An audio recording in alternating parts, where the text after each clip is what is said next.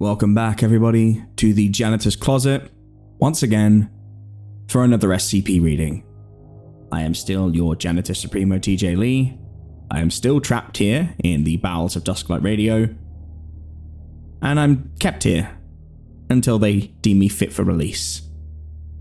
This is another SCP reading, specifically SCP-2399.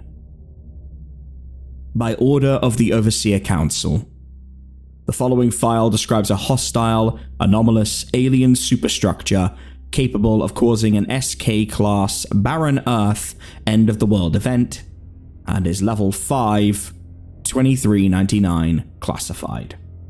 Unauthorized access is forbidden. Luckily for you, I have the access. I may or may not have swiped the card from Dr. Euler. He is kind of forgetful. Item number 2399. Level 5 Top Secret. Containment class, Keter. Disruption class, 5, aka Amida. Risk class, 4, aka Danger. Special containment procedures. Due to SCP-2399's location and nature, physical means of containment are currently impossible. Implanted Foundation agents in major observatories are to contain footage or images of SCP-2399. An ongoing misinformation campaign is in effect, which has thus far been able to completely suppress any knowledge pertaining to SCP-2399 from public awareness. Foundation satellites in orbit around Jupiter are to maintain constant vigilance of SCP-2399's reconstruction efforts, and make all attempts to hinder that progress should SCP-2399 reach a minimum of 75% completion. Additionally, a perimeter of long-range electromagnetic jamming satellites, barrier array, has been situated in high Jupiter orbit. Any transmissions intercepted by this array are to be summarily decoded and logged. In the event of SCP-2399 surpassing 75% completion, or an information breach in the jamming perimeter, necessary Foundation personnel will engage Protocol Legionnaire 5, see Addendum 2399-L5, given its completion by that time. Description: SCP-2399 is a massive, complex mechanical structure currently located in Jupiter's lower atmosphere. Since its visual discovery in 1963, SCP-2399 has been observed to use highly advanced antimatter-based weaponry to create spatial disruptions and devastating atmospheric, observable as a large red vortex, commonly known as the Great Red Spot. SCP-2399 appears to be damaged, possibly due to an impact with the moon, Io, before coming to rest in its current position. SCP-2399 has been observed releasing a multitude of small, octopoid repair drones in efforts to repair the damage it has taken. Some of these drones will remain near SCP-2399, while others will patrol nearby moons or deeper into the gases of Jupiter itself, in search of parts that SCP-2399 is missing. Computer models estimate that SCP-2399 is at 59% completion, with a current rate of 0.78% annually. This rate has been increased from an estimate 0.12% in 1970. Despite its damaged state, SCP-2399 seems to possess a limitless power supply, advanced electromagnetic shielding, matter-disrupting weaponry, the ability to repair damage done to itself, and a precise tracking and targeting system. See Addendum 2399-2B. Due to the large difference in technological advancement between the creator of SCP-2399 and our own, for all intents and purposes, SCP-2399 is currently indestructible by human means. In theory, SCP-2399 might be left vulnerable by a powerful enough electromagnetic pulse. Unfortunately, this technology does not yet exist. Since 1971, SCP-2399 has been the recipient of an unending stream of electromagnetic-based communications originating in the Triangulum Galaxy, roughly 3 million light-years from Earth. The means of SCP-2399's travel to our solar system and the means of its communications are all unknown. From 1971 to 1985, SCP-2399 continuously received a single encoded message which, through code breaking and translation efforts, appeared to be a command to repair the damage it incurred upon entering our solar system. After this time, the barrier array was established to intercept these messages. This coincided with a period of radio silence from the origin of the communications, until 1996, when a different order began transmitting. The barrier array has thus far prevented SCP-2399 from receiving this command. See Addendum 2399-com-log. SCP-2399 Discovery Notes.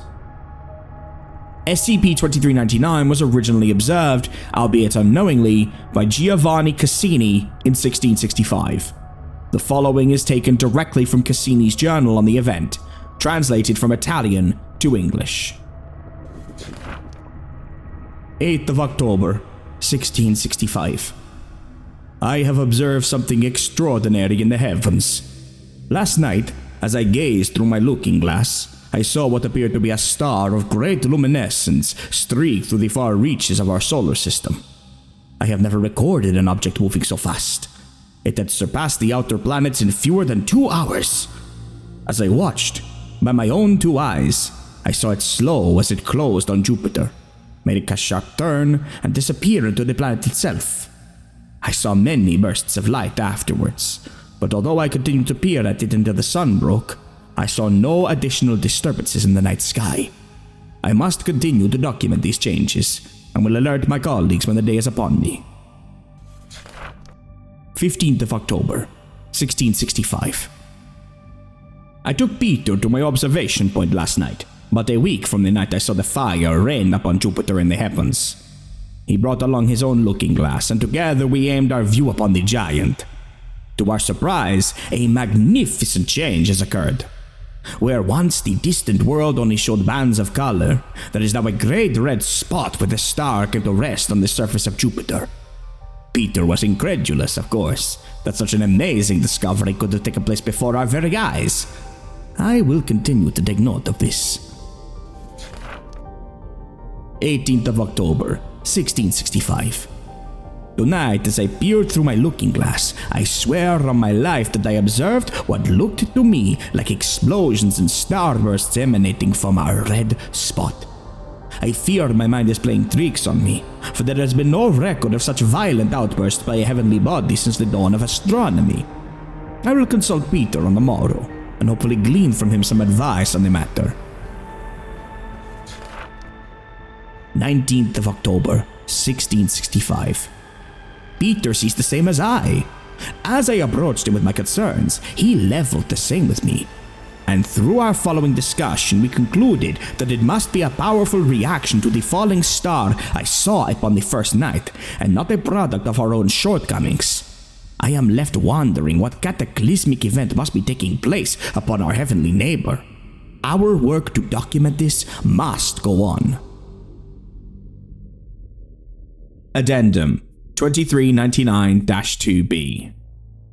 At hours on Barrier Unit 53 observed one of SCP-2399's repair drones closing on a piece of debris, quickly determined to be part of a damaged communications array. Because of the nature of this specific component, and the ramifications of allowing SCP-2399 to recover it, it was ordered that Barrier Unit 45 fire upon the drone with its onboard concussion batteries. Batteries were discharged, however, the drone appeared undamaged. Footage obtained by Barrier Unit 53 shows that, while the payload in question was launched towards the repair drone, it was destroyed within 5 kilometers of the target by additional charges originating from SCP-2399.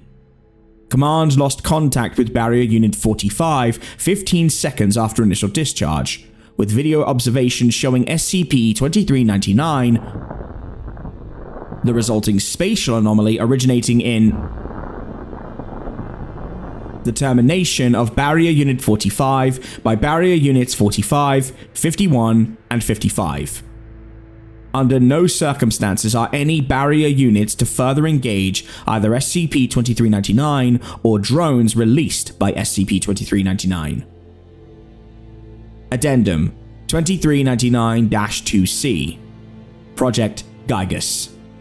Information restricted to Level 4 personnel or above. Good thing I swiped this from Dr. Euler. He forgot he had a briefing that day. His loss, my gain. After the events of, it was decided that necessary force would be authorized to destroy or incapacitate SCP-2399. Using Foundation resources, as well as resources from 45 nations, notably and a platform of warheads bearing megaton payloads and warheads bearing EMP detonators was launched and placed in orbit around Europa. At hours, with orders from 15 heads of state and 05, 05, 05, 05, and 05, the entire payload of Project Gygus was launched towards SCP-2399. Efforts to develop alternative methods of eliminating SCP-2399 are currently underway. Addendum 2399-L5. Information restricted to Level 4 personnel or above. Clearance accepted. Playing log. So, SCP-2399.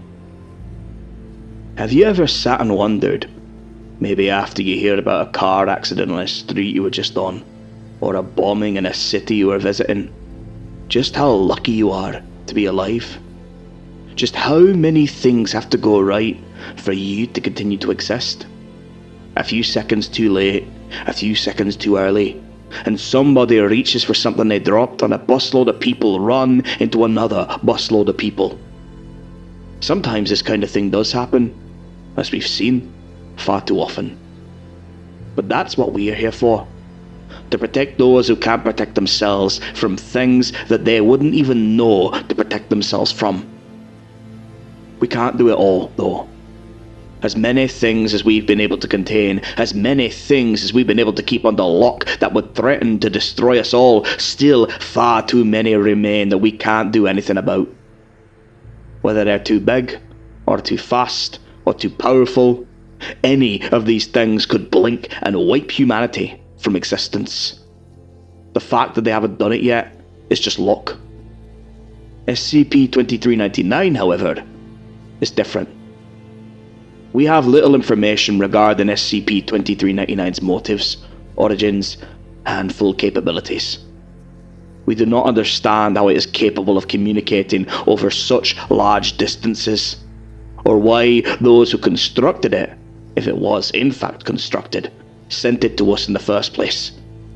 We do not know what would happen if SCP-2399 is able to fully repair itself, or if part of our array would break down and a message would get through. We do not know this, so we must assume the worst. Judging by what we've seen, were SCP-2399 to have reached Earth, it would have led to our timely destruction. But sometimes, humanity gets a little help. Sometimes, something steps in the way of the apocalypse. For us, and for SCP-2399, it was Jupiter. As SCP-2399 began to slow on its approach to Earth, Cassini saw what we've been able to ascertain. That SCP-2399 struck Io, was damaged, and was unable to escape the gravitational pull of Jupiter.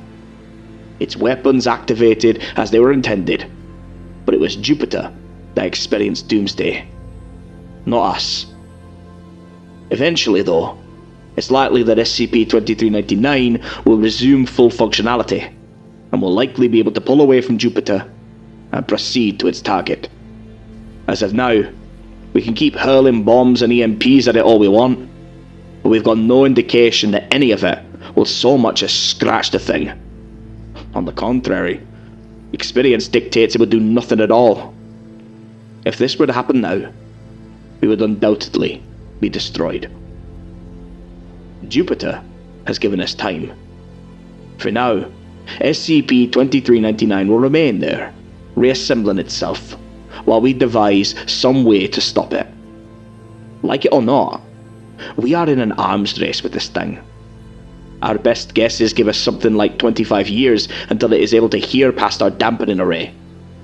Until then, we must seize the opportunity that has been laid before us. We must use the time we have been given, and not let it be wasted. So we devised Protocol Legionnaire. One gigantic EMP, powered by God knows what, followed by a volley of nukes big enough to wipe out our civilization 1,000 times over. A blunt plan, and simple, and likely futile. Our researchers around the globe have yet to devise even a way to deliver that kind of pulse, let alone a way to power it. There is no indication whatsoever that we will be able to complete Legionnaire on time, or if it will do what it is intended to once it's completed. But we must try. We must do something. Even if we have to drain our banks and empty our minds, we must try. Not often do we get a chance to see the swerving bus that'll end our lives, and step out of the way. Jupiter, unknowingly, has offered us that chance. I suggest we take it.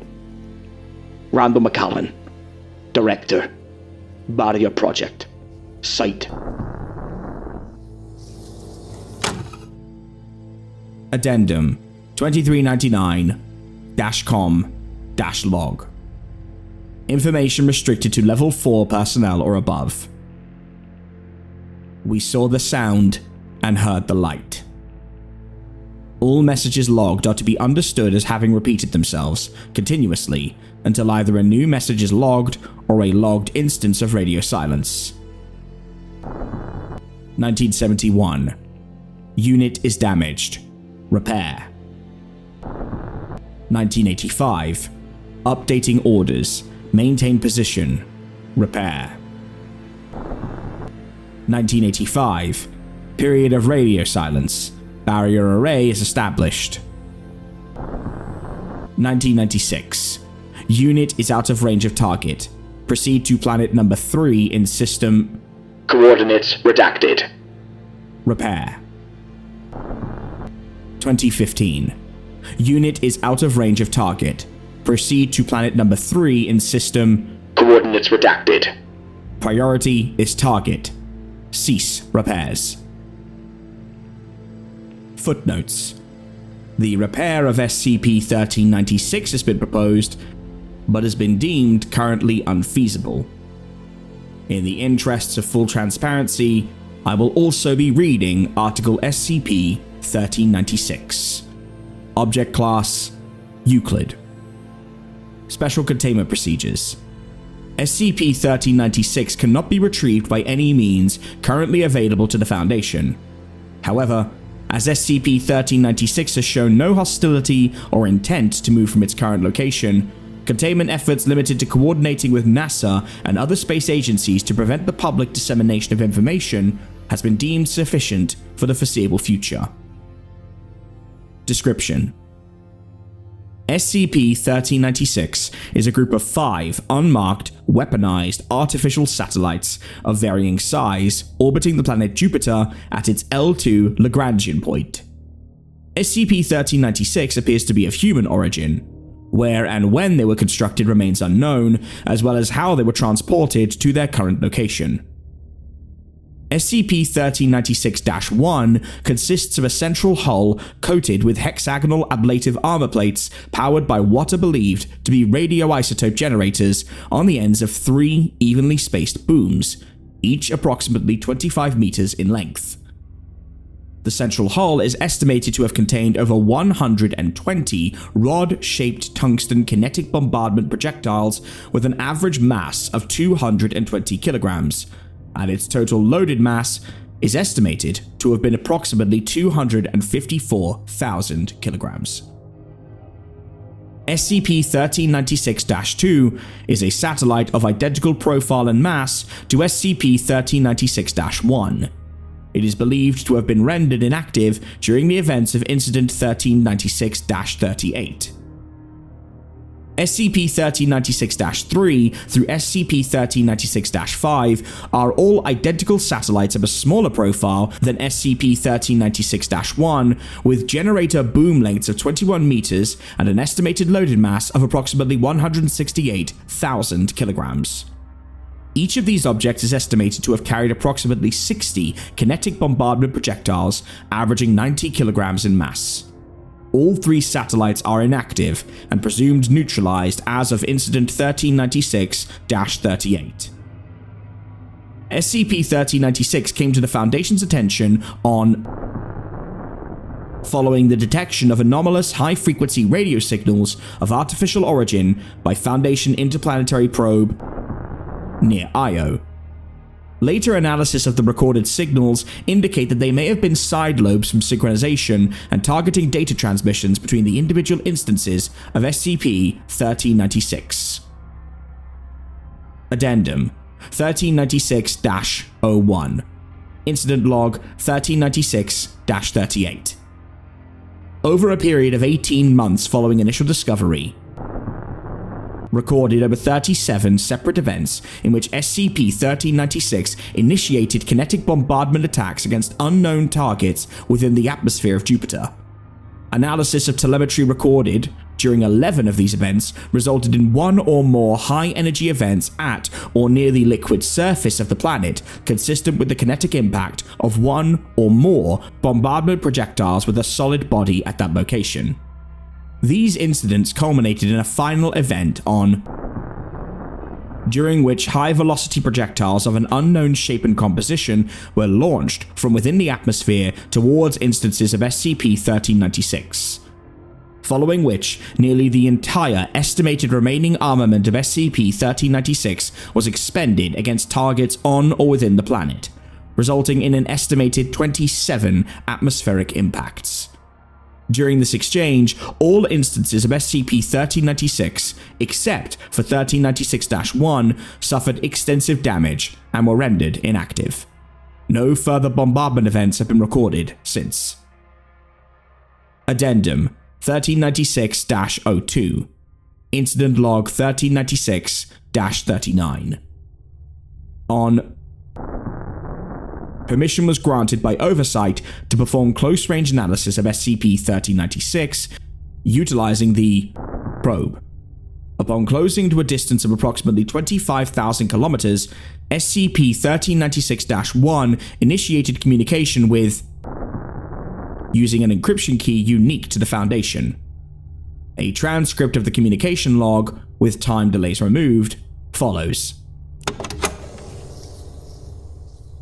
Mission accomplished within acceptable parameters. You're late. Who is this? Who do you think this is? I've been out for 2 years hunting bugs, and I've spent the last 6 months sitting here twiddling my thumbs and watching my buddies' corpses float around in space. Can we please go home now? Where are you from? What the fuck is wrong with you? Is this some kind of sick... Wait a minute. Forensic analysis of recorded transmissions indicate that at this point, SCP-1396-1 initiated a routine network handshake synchronization request, to which Mission Control computers automatically responded with a standard diagnostic data packet, which included the current date and time. Oh shit.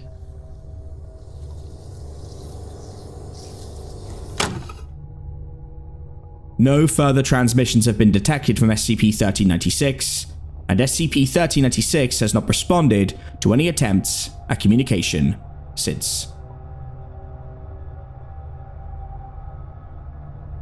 The Last Man.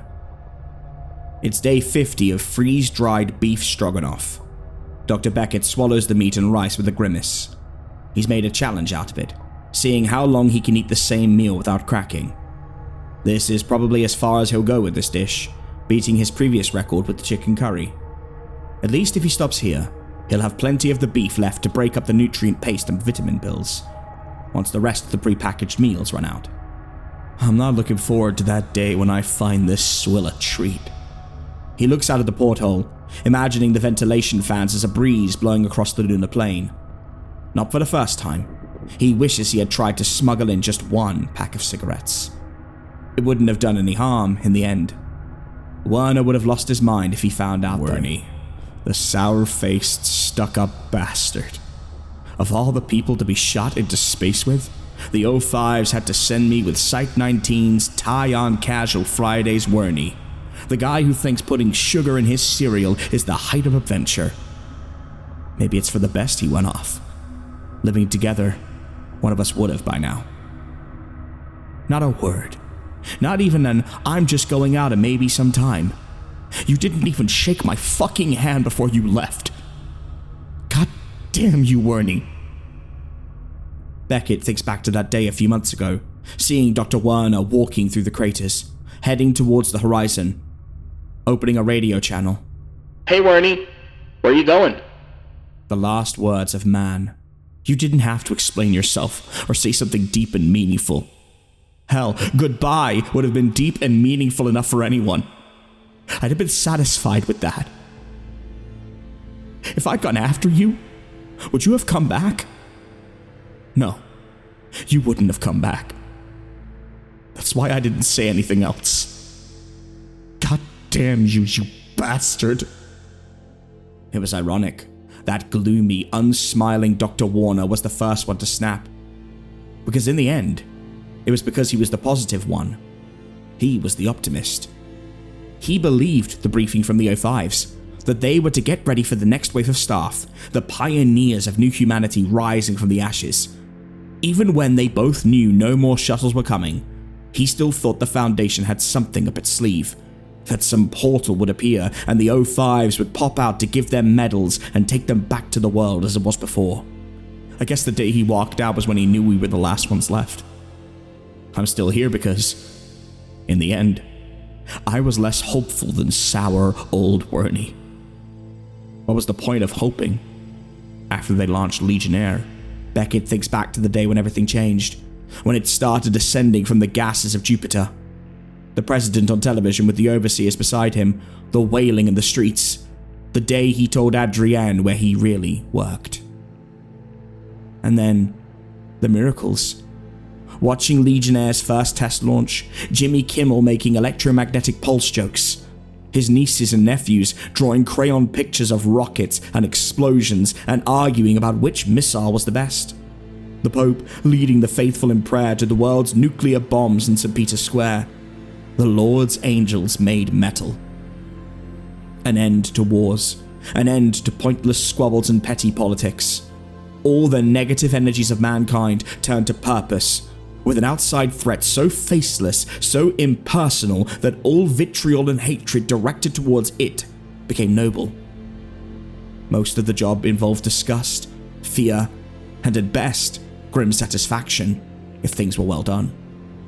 But those few months, I was proud of the Foundation. I was proud to say I worked there. I was proud to be a human being. Maybe that was worth it. Maybe I should be grateful to Wernie. Now I can say I'm the last man on the moon. The anti-Armstrong to your anti-Aldrin. One small step for a man. One giant end for mankind. Another half-remembered memory of a bright-eyed graduating class at MIT as Aldrin walks in, telling America's newest engineers about dreaming and boldly going. Cheers and screams from the crowd drowning out any substance of the speech. Shoving past friends and holding out a pen and scrap of paper, the prize following him to Boeing, Cape Canaveral, and Site-19. Now returned to dust, like everything else. Suddenly, Beckett has an idea and heads back to the base storerooms. It's not like I have anything better to do. A few hours later, the rover is loaded with supplies and peels out of the garage, the door silently sliding closed behind it. A set of footprints trails into the distance, but the rover bounces in the opposite direction. He dreams of the first time he went into space, and the last time. Armstrong, Aldrin, and Collins are with him. Armstrong, Aldrin, Collins, Beckett, Werner. The last manned mission to the moon. The last mission anywhere. The rover comes to a stop, the beep of the autopilot waking Beckett from his slumber. He straps on his helmet, tapping the seals. The airlock opens with a hiss, and he bounds down the stairs. The lander is in front of him, flag standing stiffly at attention beside it. Beckett runs a glove over its metal legs, so awkward looking to modern eyes. His hand comes to rest over Aldrin's signature. Did you ever think something like this would happen, Mr. Aldrin? If you'd gone 10 years earlier, would it have changed anything? What if you'd never gone at all? Beckett suddenly feels weary and begins to wonder why he came. He stands there, imagining the stars and stripes fluttering and the anthem playing, until his oxygen warning begins to sound, beneath a black sky and brown earth. He sleeps again on the journey back, dreaming of drawings of Da Vinci's flying machines, Florentine streets, chapel ceilings, drinking red wine with Adrienne. When he returns, it's 1 o'clock in the morning, Greenwich Mean Time. He's missed his daily call. Not that it makes a difference anymore. Still, it's best to keep routines in this place. He boots up the base computer, cycling through the sites. The live, 1 second delayed live camera feeds are still active, and he wonders why he needs to see the pictures as he calls, as if they were placed there by a mocking tormentor. Beckett brings up Site 19. The entrance guard tower has collapsed on top of the central building, and it looks like the cafeteria is now gone.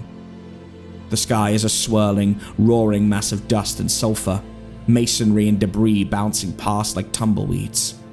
The leftovers of the human race. Same old, same old. He taps the transmitter button. Hello, Site 19. Hello, Overseers. Still not coming to get me, yeah? Maybe Wernie stepped into that portal and found his way back there. Maybe he finally found his sense of humor and messed with the computer before he left. Everything's back to normal there, and everyone's sitting in the cafeteria right now, preparing my surprise party. Wernie? Can you hear me? I know you can hear me, you bastard. Get back into that portal and come back here right now, you hear me? I want you back here. Wernie, you bastard. I want you back. Beckett mutters. 05s. You can come here too, you hear me? You got some explaining to do. And I don't give a shit how much more you get paid or what superpowers you have. I want fucking Werner and the Overseers! I want my old job back! I want my desk in my office! I want my house and my car and my lawnmower! You can buy me a new fucking lawnmower! I want to see my brother and my mom and my dad, and I want Adrienne back! I want a bottle of wine to drink with her! I want to see Italy again! I want a real fucking ocean! I want to see a real fucking ocean again! Not a fucking moon ocean, a real one with real fucking water! Beckett slumps over the computer console, shaking with sobs.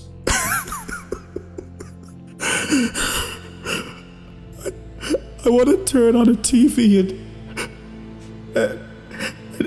and see you say Legionnaire worked.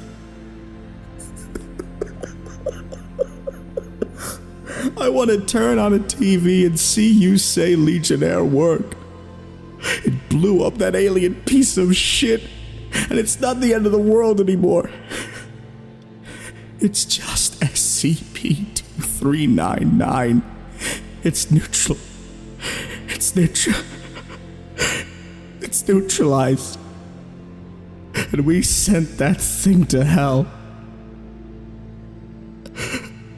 I want my fucking world back. Beckett sits bolt upright. He sees the camera view has changed and grasps the seat armrest to steady himself.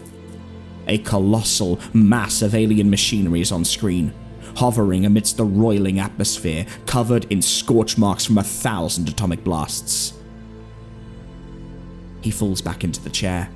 Not his miraculous deliverance, just the ever-fickle voice recognition software. Another surge of adrenaline lurches him forward. With trembling hands, he presses the transmitter button.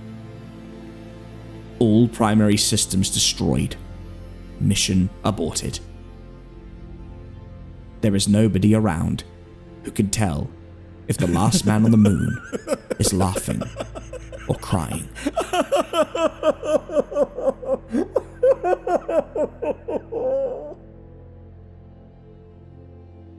Well, there you have it. A planetary defense unit on the biggest planet in the solar system, hell-bent on destroying all of us.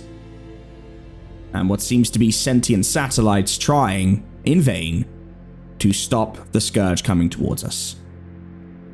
Well, we were all going to go somehow. Going from the Great Red Spot doesn't seem so bad, although I do wish it was purple. SCP-2399 was written by djkaktus from the SCP Wiki. The story The Last Man was written by Modern Major General from the SCP Wiki.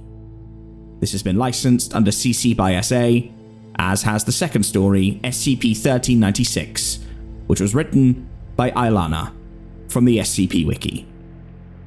I want to thank We Try Horror for the visuals and any additional voices he may do, and I want to thank all of you for checking out this content. I'm now going to throw it over to the patrons as a special thanks, for I am just a man with a purple crayon wife, hoping the Great Red Spot doesn't engulf us all.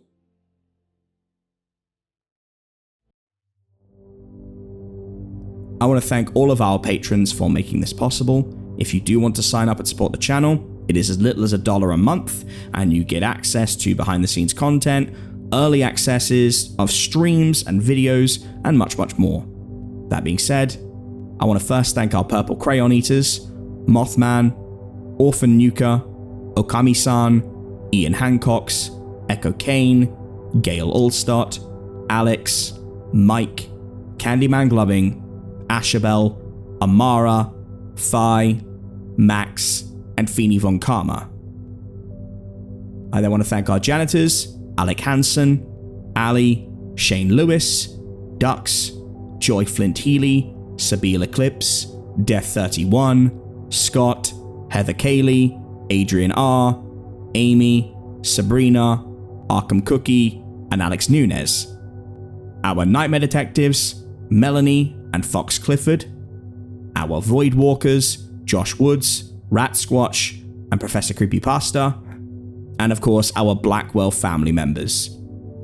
Great Uncle Ven Blackwell and his forbidden knowledge, Izzy Blackwell, our resident bug devourer, TJ Blackwell, who seems hellbent on stealing the spot of our Janitor Supremo, yours truly, and my purple crayon stash, Deliria Blackwell, our new resident physician and provider of pestilence pills and poultry, Adela Blackwell's firebending and illusions, Ethan Blackwell, Abyssal Fisher and Repo Lord, Jackal Blackwell, head chef and mystery meat purveyor, Clue Blackwell, the chrysalis of unknowable horrors, Tabitha Blackwell, Voidwater Baron and forever frenemy to our last entrant, Papa Kaio Blackwell, from his Tower of Bones, Broth and Spines, preparing for the Outer Gods to finally recognize his claim.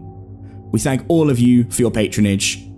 We thank all of you for being a part of the Dusklight family, and if you want to support, you can do so in our comments by subscribing, hitting the bell, all that good stuff, and of course join the Discord. This is not a traditional Blackwell outro, but it is important to me that I thank you guys at the end of every video. We upload 3 times a week, and we will be continuing to do so for as long as we see fit. Please go and support all the people that have been involved in our channel today. I have been your Janitor Supremo, and now apparently Data Leaguer for the SCP Foundation, TJ Lee, and I'll see you next week for another SCP reading.